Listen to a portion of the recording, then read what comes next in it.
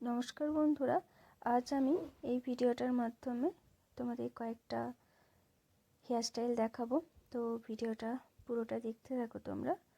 তো আমরা খোপা হেয়ারস্টাইল বানাবো। তো কিভাবে তোমরা খোপাটা বানাবে, দেখো খোপা সবাই বানায়, তাও একটু ডিফারেন্ট থাকে তোমাদের আমার মধ্যে।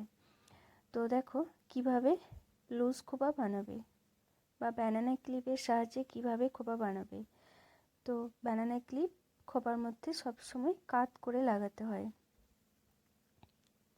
শাড়ির সঙ্গে এই ধরনের হেয়ারস্টাইল খুব সুন্দর লাগে। সামনেটা আমরা টুইস্ট করে নিয়েছি। আমি হেয়ারগুলোকে ঘুরিয়ে দুটো সেকশন করে টুইস্ট করে ওটাকে ক্লিপ লাগিয়ে দিয়েছি। এরপর পিছনে বাকি হেয়ারটা খোপা করে দেখিয়েছি। এই সামনে এরকম স্টাইল আর পিছনে খোপা শাড়ির সঙ্গে খুব সুন্দর লাগে। আর ইজি হেয়ার স্টাইল, তোমরা যখন খুশি বানাতে পারো। ভিডিওটা ভালো লাগলে লাইক, কমেন্ট, শেয়ার অবশ্যই করবে।